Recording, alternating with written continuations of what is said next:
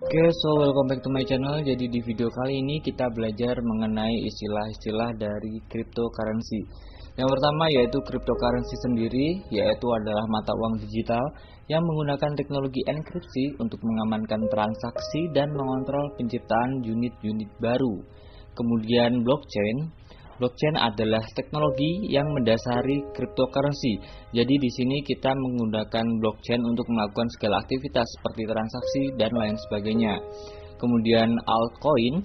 Altcoin sendiri merupakan seluruh mata uang digital selain Bitcoin sendiri.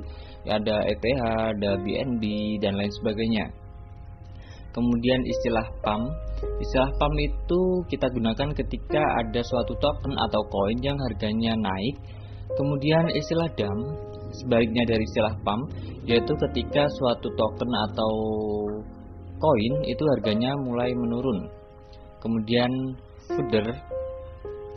Fooder sendiri yaitu orang yang suka menyebar berita buruk. Kemudian FOMO atau fear of missing out.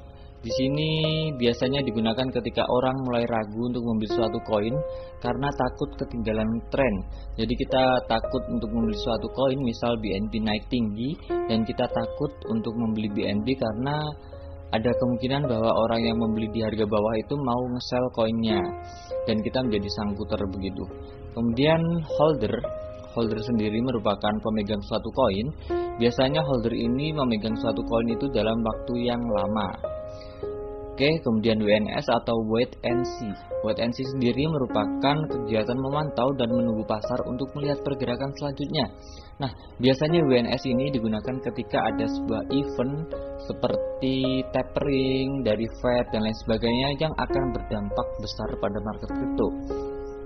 Kemudian ATH atau all time high. ATH sendiri merupakan pencapaian harga tertinggi dari suatu koin atau token. Kemudian mining atau penambangan, yaitu proses penambangan suatu token atau koin kripto. Kemudian bear atau bearish sendiri yaitu kondisi market yang sedang turun harganya. Kemudian bull atau bullish sebaliknya dari bearish yaitu kondisi suatu market yang naik harganya. Oke, kemudian DYOR atau do your own research. Do your own research merupakan kegiatan menganalisa atau meriset suatu token dengan kemampuan pribadi. Kemudian WD atau withdraw, yaitu suatu kegiatan untuk menarik uang yang ada di dompet atau wallet ke suatu rekening atau malah dalam bentuk cash. Kemudian deposit, kebalikan dari dari withdraw, yaitu kegiatan penambahan saldo dari bank atau dari cash kita ke dompet atau wallet kripto. Oke, kemudian TP atau take profit, yaitu suatu kegiatan untuk mengambil keuntungan dari suatu transaksi yang telah kita lakukan. Kemudian CL atau cut loss. Cut loss sendiri merupakan memotong suatu kerugian apabila transaksi kita mengalami kerugian. Nah, seperti kita udah beli BNB nih, kemudian harga BNB itu tiba-tiba turun, nggak sesuai sama prediksi kita. Nah, jika kita mau nge-hold atau kita mau nahan dalam jangka lama, oke. Tapi jika kita mau cut loss untuk kita mulai beli koin lain atau malah membeli BNB lagi di harga yang rendah, itu bisa dinamakan cut loss juga. Kemudian chart, yaitu grafik dari suatu koin atau token. Kemudian wallet, yaitu merupakan dompet virtual tempat orang untuk menyimpan kripto. Kemudian SW atau sideway. Sideway sendiri merupakan harga naik turun di posisi yang sama. Posisi buy and sell sama kuatnya sehingga harga tidak naik atau turun terlalu jauh. Nah, di sini harganya itu misal nih BNB hanya stuck di harga 300 sampai 310, tidak naik atau turun terlalu tajam begitu.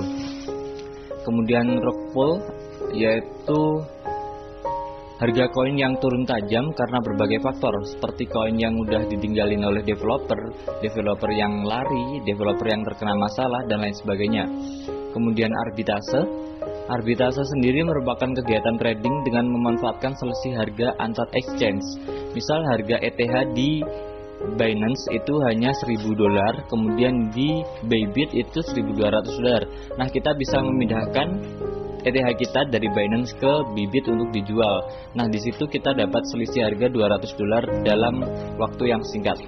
Kemudian scalping, yaitu Gaya trading untuk mencari keuntungan dalam waktu yang cepat dan keuntungan yang kecil. Nah, di sini kita bisa profit konsisten karena walaupun profit kita kecil, tapi kita bisa melakukan transaksi berulang kali. Nah, biasanya scalping ini dilakukan ketika market sedang mengalami sideways. Oke, kemudian koreksi, yaitu ketika harga suatu koin atau token turun sedikit untuk kembali mengalami kenaikan. Kemudian burn, yaitu proses penghilangan supply dari suatu koin secara permanen dari peredaran. Jadi misal kita ngeburn 2 BNB, maka semua orang tidak akan bisa mengakses 2 BNB atau 2 BNB tersebut hilang dari peredaran market. Kemudian roadmap, yaitu merupakan target atau rencana proyek dari suatu token. Nah, misal roadmap ETH dalam waktu dekat ini akan ada event Shanghai begitu. Kemudian buy the dip, yaitu kegiatan untuk membeli suatu koin ketika harganya turun dengan tujuan untuk mengakumulasi suatu koin tersebut dan harapannya akan naik kembali di waktu yang singkat atau long term. Kemudian whale, yaitu trader yang memiliki modal besar. Biasanya whale ini bisa mempengaruhi pergerakan dari suatu token dan bisa berdampak ke analisa teknikal kita. Kemudian smart contract, yaitu merupakan kontrak blockchain untuk mencatat transaksi secara otomatis ketika suatu kondisi tertentu sudah terpenuhi. Kemudian shield, yaitu adalah upaya promosi untuk menarik minat calon investor agar berinvestasi pada suatu koin atau token.